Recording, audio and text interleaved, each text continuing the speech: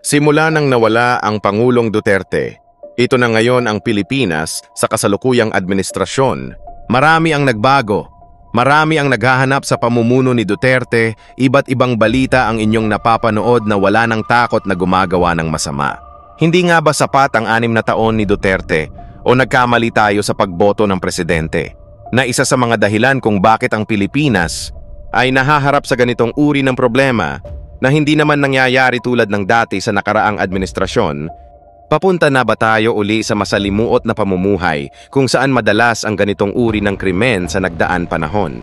Na mabagal ang pag-aksyon at hindi nasusugpo ang mga ito sa iba't ibang uri ng maling gawain ng tao sa ating bansa. Eto, panoorin nyo, may malalaman kayo pagkatapos ng introng ito.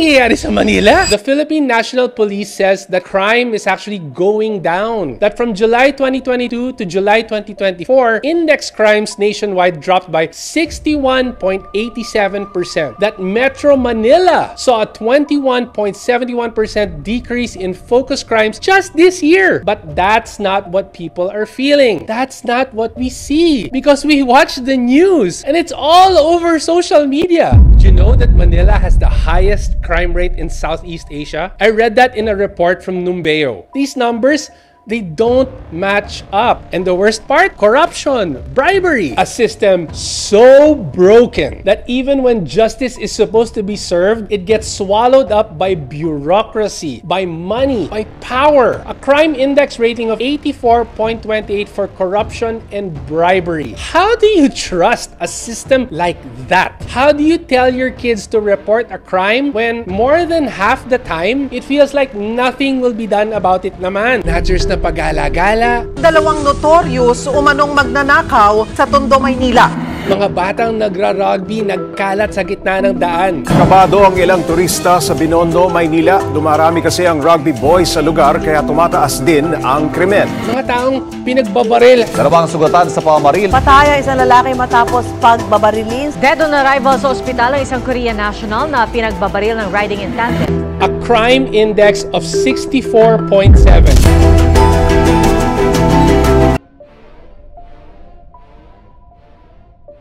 Nakalulungkot man isipin ganito na talaga ang nangyayari sa ating bansa. Paano ang ating mga anak kung hindi tayo nakakasigurado sa ating kaligtasan kung may mga ganitong tao na naman sa ating kapaligiran? Kung magpapatuloy ito, maraming inosenteng tao ang makakaranas ng ganitong pangyayari sa ating bansa. Dito naman sa bidyong ito, nangangampanya ang kabataang party list na sinupalpal ng mamang ito at ipinahiya sa harap ng tao. Naging mainit ang kanilang diskusyon. Ito, panoorin nyo, matindi to. Ito, kabataan party list. Ito, oh, ayan. Yan, ang dapat sa kabataan party list. Sayang, ang sinabi ni Rizal, ang kabataan, ang pag-asa ng bayan. Kayo, boss niyo. Maraming salamat sa pagpunit ng aming mga proyekto. Para po sa atin ng lahat. Para sa kapakanan ng kabataan. Salamat sa iyo. Huwag niyo i-post yan! Huwag niyo i-post yan, mga binibilis nyo!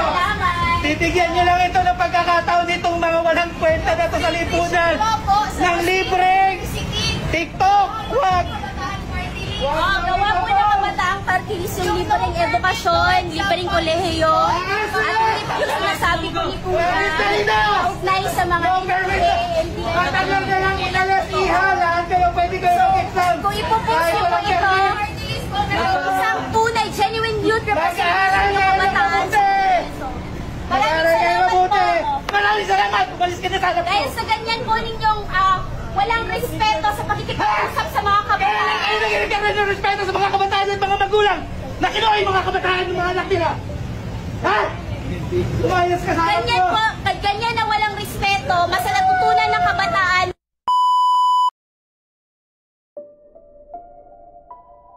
Sa bidyong ito ay makikita nyo ang mga droga na itinago sa loob ng noodles na unti-unti nyo nakikita at bumabalik dahil sa kawalan na ng takot sa ating gobyerno. Eto, panoorin nyo.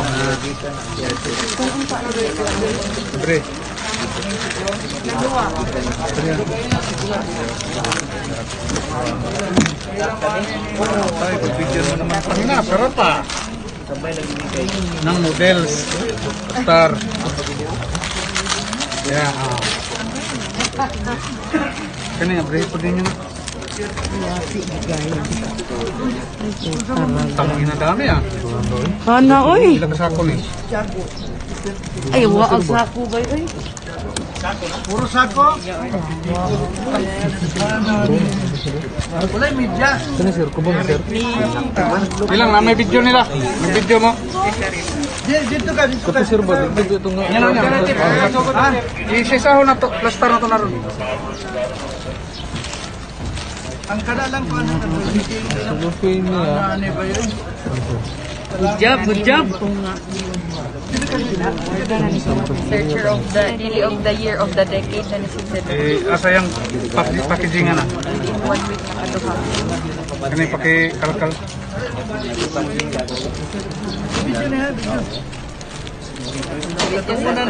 Sa video ka, madam? Sir, tara, una na. Sa, duha, tulo. Kani, napa? Alab daw. Napag na.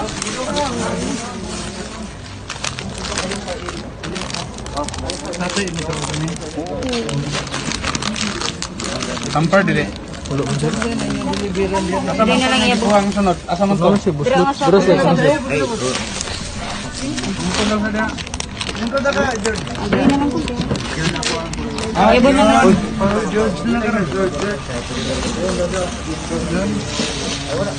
Wala gano. Wala bot. Natibay daw ng mga John.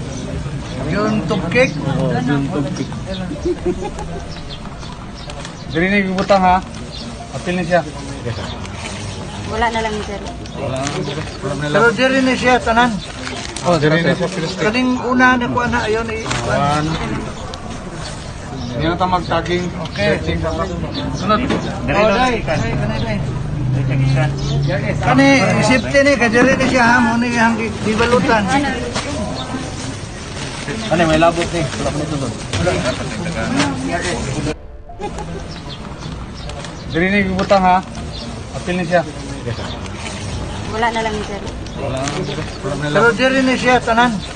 Oh, diri na siya. Kaning una na ko ana ayon i. Hindi na ta magtaging. Okay. Sunod. Kung ito ang ating makikita sa mga balita, isa lang ibig sabihin nito, nagbabalik na naman ang ganitong uri ng gawain na sumisira sa kaisipan ng tao kung magpapatuloy ang mga bagay na ito. Tiyak lalaganap na naman ang kasamaan. Nakakalungkot isipin na unti-unti nang nawawala mga bagay na ito sa nagdaang panahon, pero ito na naman sila.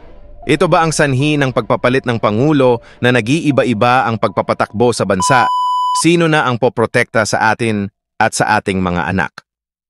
Dito naman sa bidyong ito, isang ginang ang gustong isauli ang bigas na nakuha niya na may pangalan pa na makikita nyo sa sako kung saan nanggaling ang bigas. Totoo ba ito? Na naninilaw at mabaho daw ang amoy nito? Eto, panoorin nyo. Tayo ganito sabi.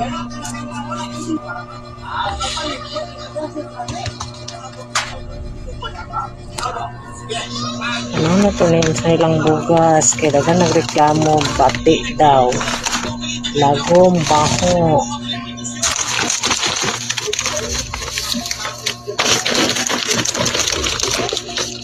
Shadeng! My God. BBM. Dagan na ba kayo nangaway sa kuha ni Pertigid yung laguma? Be? Baho, pagod kaayo. Ning kuha na.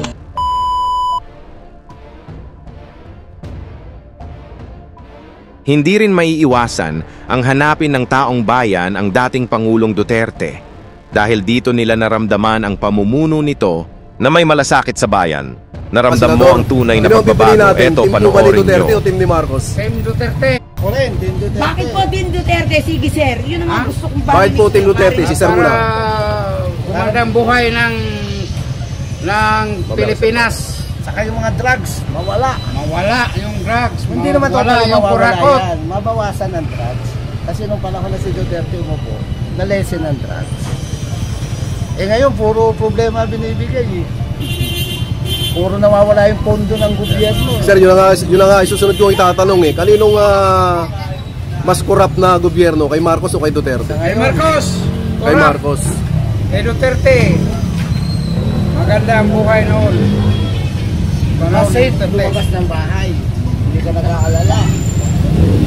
Kahit ang sikat na vlogger at artista na si Ivana Alawi, ramdam ang mga nangyayaring mali sa ating bansa, maging matalino sa pagpili ng mga kandidato na iniluluklok natin sa gobyerno.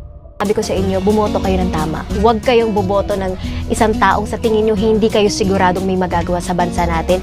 From senators to mayors to everyone. Lahat yan, dapat maingat tayong buboto. Dapat pag-aralan natin yung mas mapapaganda ang bansa natin at mas tututukan talaga lahat. Hindi lang dapat ang magpapakayaman ka. Ay, kamusta naman ang bansa natin? Kamusta naman yung mga taong nagtatrabaho araw-araw sa hirap? Yun dapat ang bigyan natin ng focus. Ang ating mga kababayan na nagpapakahirap araw-araw.